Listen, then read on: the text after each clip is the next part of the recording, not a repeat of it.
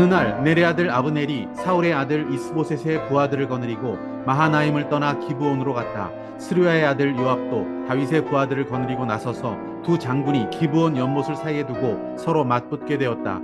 한편은 연못의 이쪽에, 한편은 연못의 저쪽에 진을 쳤다. 그때 아브넬이 요압에게 이런 제안을 하였다. 젊은이들을 내세워서 우리 앞에서 겨루게 합시다. 요압도 그렇게 하자고 찬성하였다. 젊은이들이 일어나서 일정한 수대로 나아갔는데 다윗의 아들 이스보셋 쪽에서는 베냐민 사람 12명이 나왔고 다윗의 부하들 가운데에서도 12명이 나왔다. 그들은 서로 상대편 사람의 머리카락을 거머쥐고 똑같이 상대편 사람의 옆구리를 칼로 찔러서 모두 함께 쓰러져 죽었다. 그래서 기브온에 있는 그곳을 헬갓 핫수림 곧 칼의 벌판이라고 부른다. 그날의 싸움은 가장 치열하게 번져나갔고 결국 아브넬이 거느린 이스라엘 군대가 다윗의 군대에게 졌다.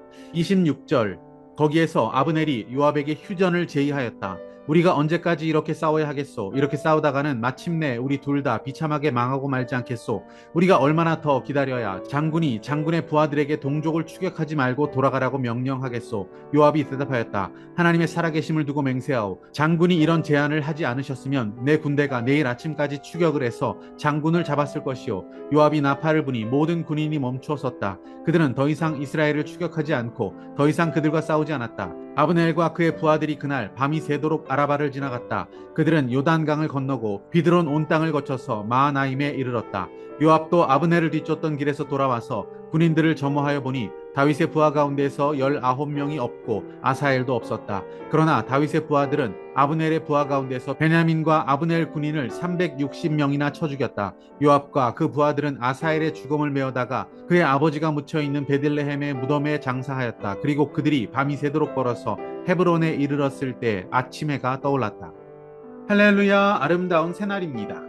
사울 왕의 군 사령관이었던 아브넬이라는 자는 매우 못된 지도자였습니다. 그는 다윗에게 넘어가야 마땅한 왕위 계승을 인정하지 않았습니다.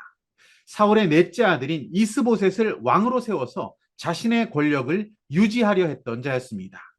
아브넬은 그의 젊은 군사들과 함께 다윗의 군대를 이끄는 요압에게 나아갑니다. 그리고 죽음의 게임을 제안하고 있습니다. 젊은 군사들 12명씩을 내세워서 싸우게 하는 이 잔인한 장난을 시작합니다. 결국 전쟁이 발발하게 됩니다.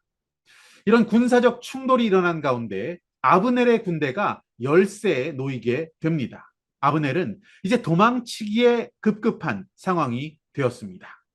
요압과 다윗의 군사들은 이 아브넬을 추격하기 시작합니다.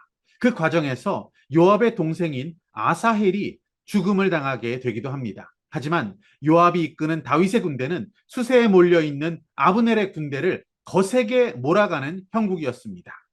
바로 그때 전쟁을 일으킨 장본인 아브넬은 전쟁을 그만두자라는 제안을 하고 있습니다.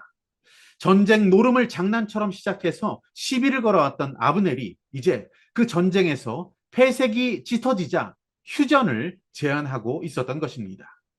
늘 이중적이고 간사했던 이 아브넬의 면모를 그대로 보여주는 장면이라고 보겠습니다. 요압이 이끌고 있는 다윗의 군대가 아브넬의 이 제안을 무시하고 싸움을 더 밀어붙였으면 승리는 당연한 상황이었습니다. 하지만 요압은 추격을 멈추는 나팔을 부는 선택, 즉 전쟁을 그치는 선택을 하게 됩니다. 인간적으로 본다면 요압은 개인적 원수를 갚는 차원에서, 즉 자기 동생을 살해한 자의 그 원수를 갚아야 하는 이유에서라도 이 전쟁은 멈추기가 쉽지 않았을 것입니다. 더구나 자기가 이끌고 있는 군대가 승리를 향해 가고 있었던 유리한 상황이었습니다. 하지만 더 이상 피를 흘리지 않을 수 있는 화해의 요청, 평화의 요청에 응하고 있습니다. 요압은 그것이 하나님의 뜻이라고 판단했습니다. 그래서 전쟁을 멈추는 결정을 내렸습니다. 32절 말씀 보시면 요압이 이끌고 있는 군대가 밤새도록 걸어서 헤브론으로 돌아왔을 때 아침 해가 떠올랐다. 이렇게 기록되고 있습니다.